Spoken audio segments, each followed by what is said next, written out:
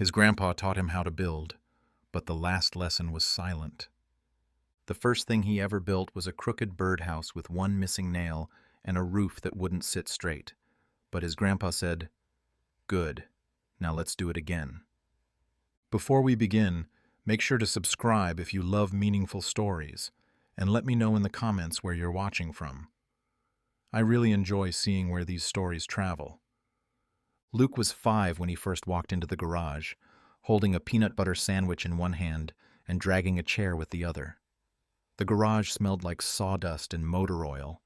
The floor was stained in places that didn't scrub clean anymore. The bench along the wall was covered in neatly sorted jars, screws, nails, washers, bolts, each one labeled in Grandpa's careful block handwriting. He didn't remember much about those early Saturdays, not in detail, just the rhythm. The way Grandpa didn't say much but always handed him something to do. Sand this, hold that, try again. There were no instructions taped to the wall, no talking unless it mattered. But Luke learned, one board at a time. Grandpa didn't do soft. He wasn't a hugger. He wasn't the kind of man who knelt to a child's level. He spoke in one-word replies, grunted approval, handed over tools without eye contact. But in that garage, Luke never felt ignored. Every motion had meaning. Every project, even the messy ones, had a purpose. And every Saturday, without fail, the garage door was open when he arrived. When Luke turned 8, they built a workbench together, smaller than the main one, but sturdy. Grandpa stood behind him the whole time, guiding his hands without moving them. When Luke cracked a board by driving the screw too deep, Grandpa didn't scold. He just said, "Do it again." They didn't throw anything away. Mistakes stayed on the wall. By 11, Luke could measure and cut without being asked, could align corners by feel, could tell the difference between pine and oak by the smell. Saturdays became habit.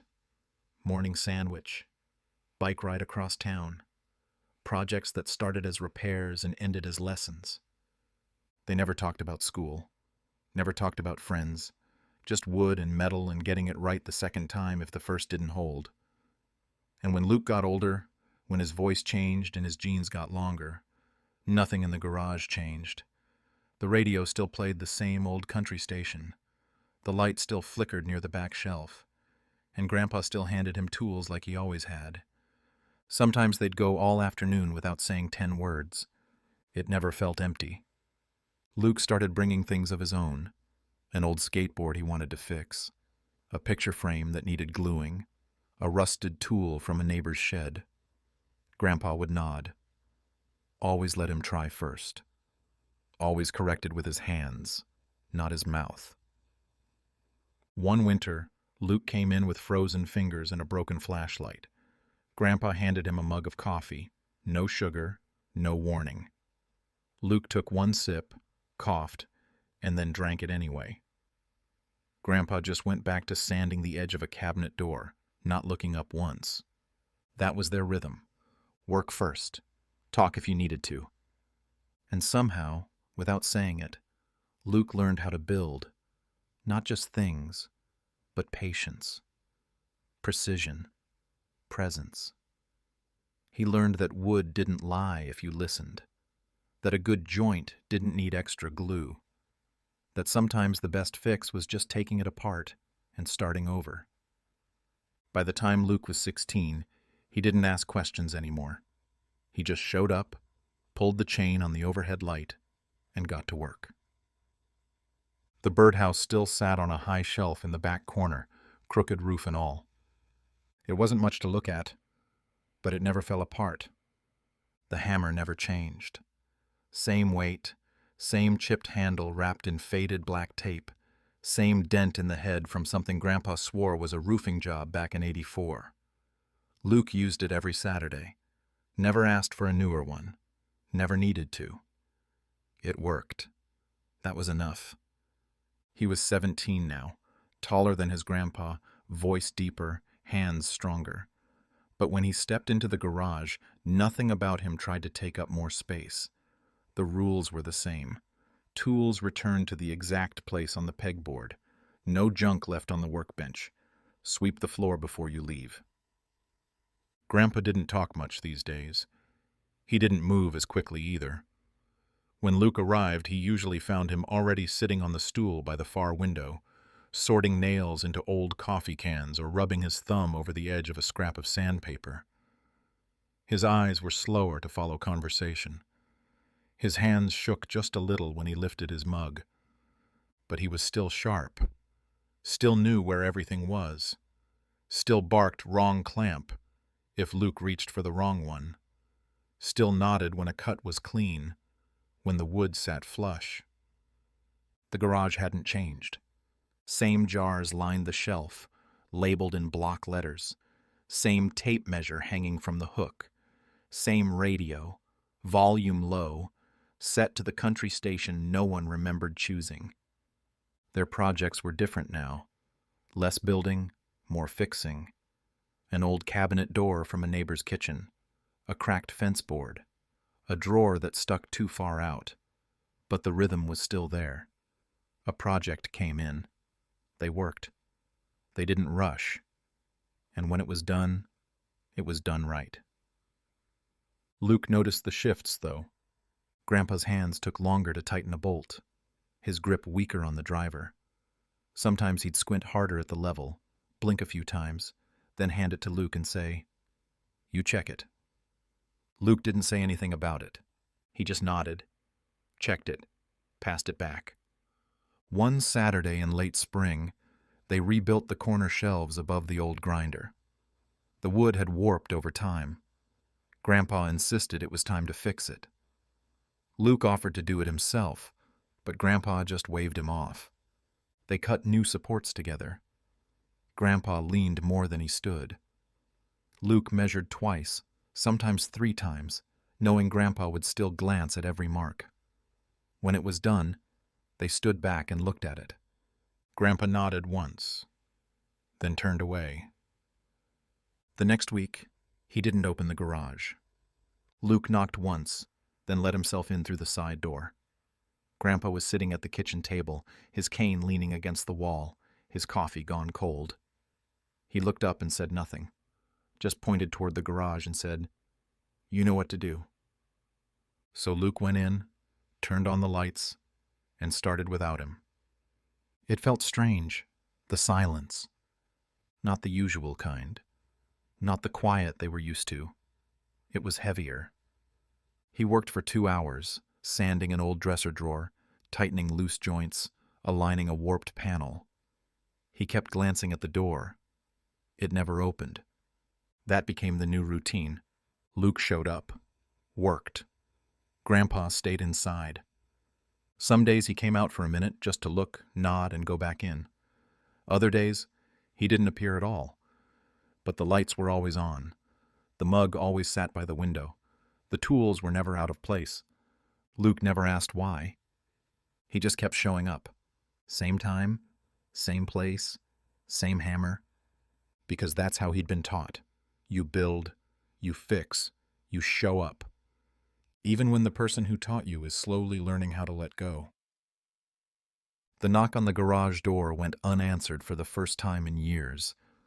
Luke stood there for a moment, hand still resting on the faded wood, listening for the familiar shuffle of boots or the low creak of the old hinges. Nothing. No footsteps. No radio. Just the distant sound of birds and the hum of a lawnmower 3 houses down. He walked around to the side door and let himself in. The kitchen was dim, blinds half closed against the morning sun. The air smelled faintly of toast and old coffee. Grandpa's truck was parked out front, keys still on the hook by the door. His chair was empty, the cane gone. Luke felt something in his chest shift, small but sharp. He found him in the den, sitting in the recliner by the window, cane resting on his lap, eyes closed, not asleep, just still. "Morning," Luke said softly. Grandpa opened one eye, then the other, slow and deliberate. He looked over, nodded once. Luke stepped closer. "Garage is locked." Grandpa's voice was gravel, quieter than usual. "Didn't feel up to it today." Luke didn't ask why. He didn't press. He just stood there, waiting, hands in his pockets, heart trying to steady itself. After a few seconds, Grandpa motioned toward the hall. "Box in the closet. Top shelf. Bring it out." Luke nodded and went. The hall closet smelled like old wood and mothballs. The box was heavy, taped shut. He carried it to the living room and set it on the coffee table. Grandpa tapped the lid once with his cane.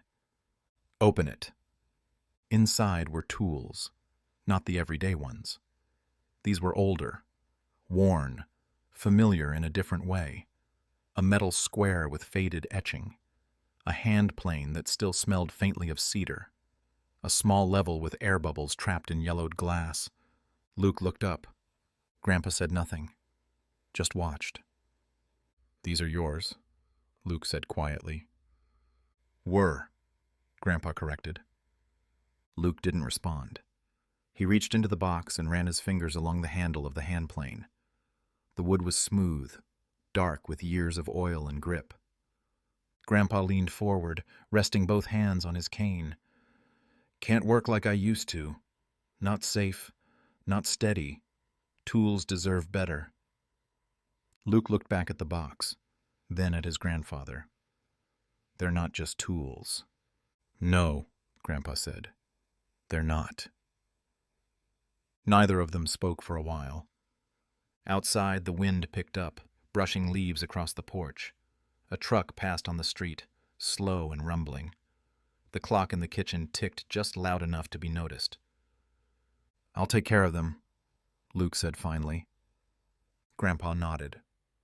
That afternoon, Luke unlocked the garage himself. He turned on the lights, pulled off the cover from the workbench, opened the windows. He didn't build anything that day. Didn't cut or sand or drill. He just cleaned, reorganized, wiped down surfaces, labeled a few drawers that had never had labels, made space on the pegboard for the new old tools. He left the hammer right where it had always hung. The shop felt different now, not empty, just quiet in a way he hadn't felt before, like the place itself was learning to rest.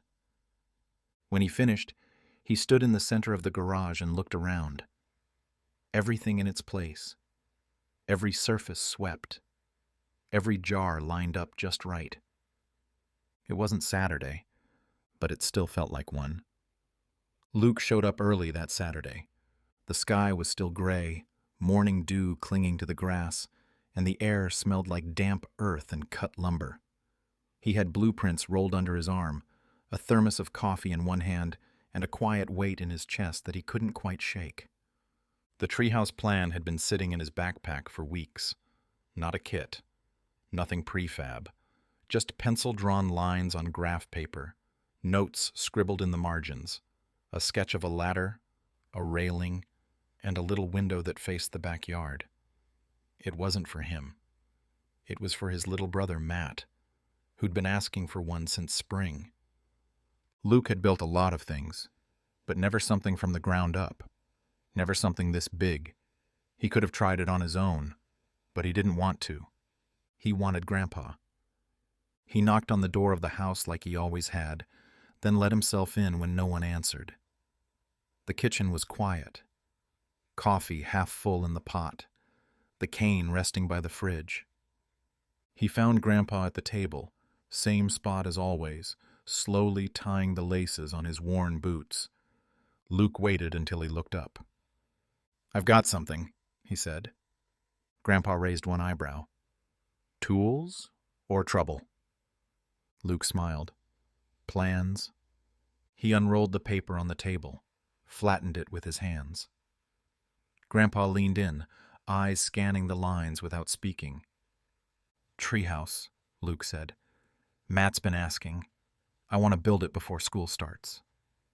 Grandpa didn't nod. didn't comment on the measurements or the sketch. He just looked for a long moment, then said, "You lead." It was 2 words, but Luke felt them settle in his chest like an anchor. They didn't talk much on the way out to the yard. Grandpa moved slowly, one hand on the cane, the other on Luke's shoulder as they crossed the lawn. The spot Luke had picked was near the old maple, the one with the thick trunk and 3 low branches that stretched out like arms. He'd already hauled the lumber. 8-foot boards, pressure-treated, stacked neatly beside the tree. Grandpa eyed them once, then looked back at Luke. "You cut yet?" "No," Luke said. "Wanted to wait." Grandpa sat on the folding chair Luke had set up, pulled his jacket tight, rested both hands on the top of his cane. Luke laid the first board across the sawhorses. Measured. Cut. When the saw finished its pass, Grandpa didn't say a word, but he gave a small nod, barely noticeable. That was enough. They worked for 2 hours. Not fast, not non-stop. 3 boards on day 1. 4 screws. 1 bracket. Luke did the lifting, the climbing, the marking. Grandpa watched, pointed when the angle wasn't right, shook his head when Luke reached for the wrong bit, held a beam steady when the ladder wobbled. He didn't give instructions. He gave presence. That afternoon, Luke handed him a bottle of water. Grandpa took it without looking, sipped, then said, "You remember the bench we built?" Luke nodded. "Crooked the first time." "Yeah." "You fixed it." Luke didn't answer, just kept his eyes on the platform frame, squaring the corner, tightening the bolt. It was only the beginning. The structure barely stood, but the foundation was solid.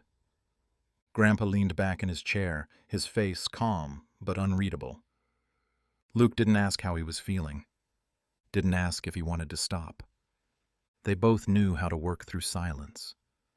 The sun dipped lower. The shade stretched long across the yard. They packed up the tools together, slowly, without speaking. Back at the house, Grandpa rested one hand on Luke's shoulder before he went inside. Nothing dramatic. Just wait. And permission. Luke watched the door close, then turned back to the treehouse. Tomorrow, they'd add the ladder. He already knew how to build it, but he wanted Grandpa to watch anyway. They built it one slow Saturday at a time. Luke came early each weekend, boots muddy, sleeves rolled, carrying a clipboard with scribbled notes and measurements that kept changing. The treehouse was taking shape, but not fast. That wasn't the point. They averaged 3 boards a day. 4 if Grandpa was feeling steady. 2 if the wind picked up and made the ladder sway. Grandpa never climbed. He stayed grounded, seated in the same old folding chair near the base of the tree, a pencil tucked behind his ear, cane resting across his lap. He never said much, but when he did, it mattered. "That joist is shy. Refasten that bracket. Check your level again." And Luke would. Not because he didn't trust his own work, but because he respected the voice that had shaped his hands long before he understood what precision meant. Each Saturday followed the same rhythm. Luke unloaded the tools. Grandpa sipped coffee, slow and silent.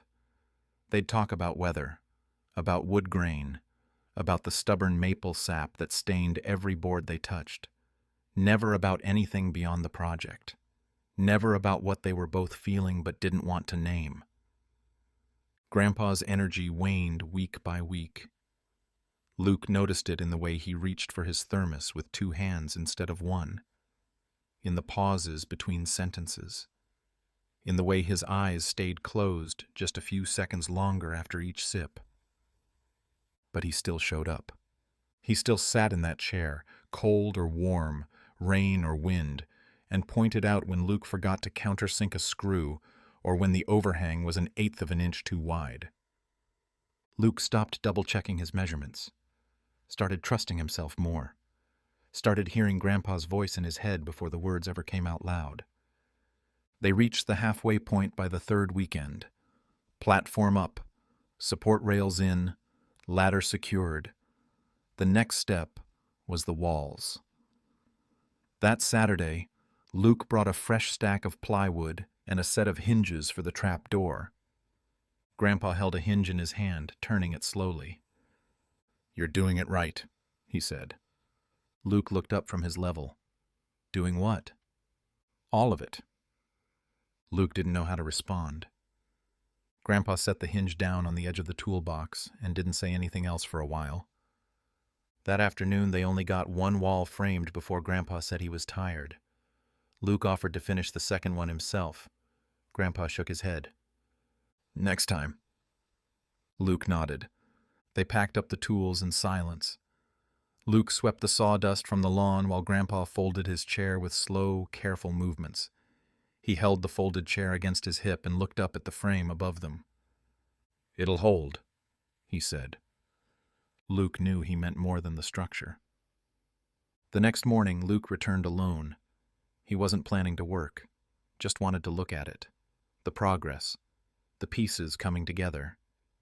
He climbed the ladder slowly, stepped onto the platform, and sat on the edge with his legs dangling down.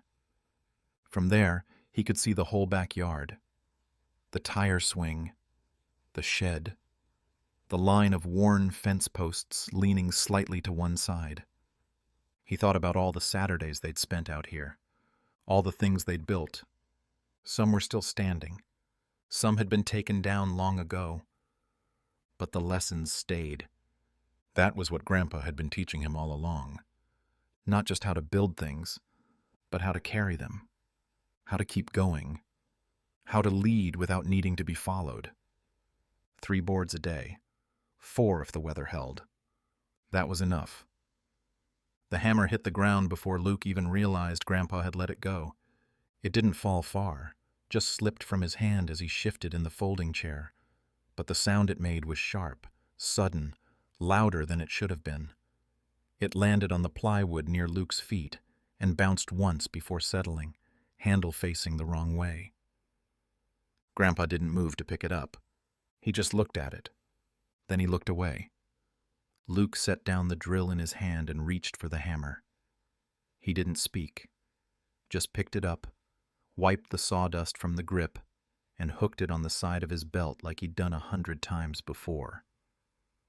Grandpa leaned back slowly, both hands resting on the arms of the chair, shoulders a little lower than usual. His face was unreadable. Not tired exactly, but distant. Watching the treehouse frame, the boards nailed straight, the cross beams level. Luke crouched beside him. "You all right?" Grandpa nodded once. "Just old." Luke didn't press. He didn't say it was fine or that they could stop or that maybe they'd take a break. He just stood up and walked back to the ladder, gripping the hammer in one hand like it weighed more now than it had that morning. The rest of the day passed in slow, measured silence. They finished the second wall, got the frame up, braced it with 2 cross supports. Luke did most of the lifting. Grandpa watched with the same quiet intensity he always had, eyes narrowing when Luke paused, relaxing when the structure held. When it was time to pack up, Grandpa didn't stand. He just said, "Leave the rest."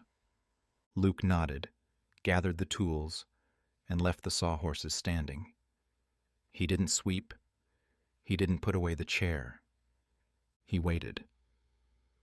That night, he sat in the half-finished treehouse long after the sun went down. The frame creaked softly in the wind. The walls cast long shadows under the glow of the back porch light. Below him, the yard was still, quiet, familiar. He held the hammer in his lap, fingers curled around the worn grip. It was the first tool Grandpa had ever let him use on his own, the same one that had framed a workbench, fixed a dozen fences, and knocked together the crooked birdhouse still hanging on the back fence. He looked down at it now and saw more than wood and metal. He saw every silent nod, every steady hand, every Saturday where nothing needed to be said. And now he knew. This wasn't just about age or energy or letting Luke take the lead. This was a handoff. Not announced, not dramatic, just quiet, intentional, final. Grandpa hadn't dropped the hammer by accident. He had chosen to let it go. Luke sat there for a long time, the cool air brushing against his skin, the distant hum of traffic rolling in from the highway beyond the trees. He didn't cry, didn't speak, just sat. The next morning he found the chair folded by the garage door. No note, no message, just the empty space where Grandpa usually stood. Luke opened the garage, turned on the light, and put the hammer back on the wall. Then he reached for it again, and kept building. The garage door was already open when Luke arrived. That had never happened before. Not once in all the years of Saturdays, not even on the hot ones when Grandpa let the breeze in early, or on the stormy ones when they kept the tools packed just in case. The door was always shut until Luke knocked, until Grandpa was ready. Now it stood wide, sunlight pouring in across the floor, catching every speck of dust floating in the air like ash. Luke stepped inside. The lights were off, but it didn't matter. He knew where everything was. The smell hit him first. Old oil, wood shavings, time. The kind of scent that never really left a place, even when everything else changed. The bench was clean, every drawer shut, every clamp in place. It wasn't just tidy, it was emptied. On top of the workbench sat a folded cloth, neat, square, waiting. Beside it, an envelope, his name written across the front in Grandpa's uneven handwriting, sharp letters, slow curves, not shaking, but careful, final. Luke stared at it for a long time before reaching out. He opened the envelope first. The note inside was short. Luke, the best way to teach is to show. You were always watching. I knew that. The hammer is yours now. You know how to use it. That's all I ever wanted. Don't stop building. G.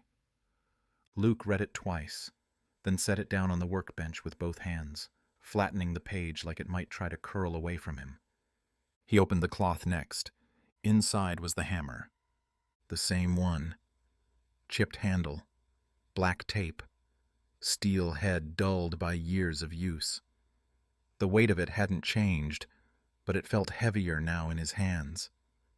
Not because of what it could do, but because of what it had already done. He stood there in the silence of the garage, holding the hammer, note beside him, cloth still half folded on the bench. There were no photos, no voice recordings, no long letters with memories scribbled in the margins. Just a tool, and the man who had used it to shape more than wood. Grandpa had never said much about life or legacy, never talked about what it meant to leave something behind. But Luke understood now. This was how he passed things on, not through words, but through action, through the quiet repetition of presence, through the space he'd made in a garage where a boy had once stood on a wooden crate just to reach the vise. Luke walked to the pegboard and hung the hammer on the same hook it had always lived on. Then he turned and looked at the garage again. It wasn't empty. It was ready. Later that afternoon, his mom called. There was no panic in her voice, just quiet, like she already knew Luke would understand. "Dad passed in his sleep," she said. "This morning. Peaceful." Luke didn't cry. Not right then. He just looked out the window at the fading light, at the sky that had turned pale with evening, and said, "Okay." There was no funeral. Grandpa hadn't wanted one. No speeches. No flowers. Just ashes scattered along the garden fence behind the house. The same one he'd reinforced with Luke when the corner post had rotted out. Luke stood beside it for a while after everyone else had gone, hands in his pockets, eyes on the ground. There were no grand stories to tell, no dramatic lessons, just work done right. And a hammer that still fit in his hand like it always had. The workshop stayed quiet for a few weeks. Luke still came by, usually on Saturdays, though not always in the morning. Sometimes he'd show up in the late afternoon, walk around the yard, sit in the garage without turning on the lights. The tools were still there, the workbench untouched, the hammer hanging in its place. Nothing was broken, but something had shifted. It was early April when he decided to go back in for real. Not to sit, not to remember, to work. He opened the garage door, tied his hair back, and swept the floor like Grandpa always had. Then he pulled the cord on the overhead light, let it flicker on, and rolled out the drawer with the measuring tape, the square, and the soft graphite pencils Grandpa had always used for marking cuts. He didn't have a specific project, but he knew where to start. The back shelves had been sagging for months. He and Grandpa had talked about rebuilding them back in the fall, but it never happened. They'd put it off in favor of the treehouse. It was time now. Luke took every jar down, screws, nails, washers, drill bits. He labeled each one again, even the ones that already had names. The paint was faded. The handwriting deserved to last. He pulled out the warped shelves, replaced the brackets, cut new boards, sanded the edges smooth. Every motion was familiar. Muscle memory. He didn't second-guess himself anymore, didn't look up for approval. He didn't need to. When the shelves were done, he cleaned the vise, re-oiled the hinges, rebuilt the small stool that had cracked last winter.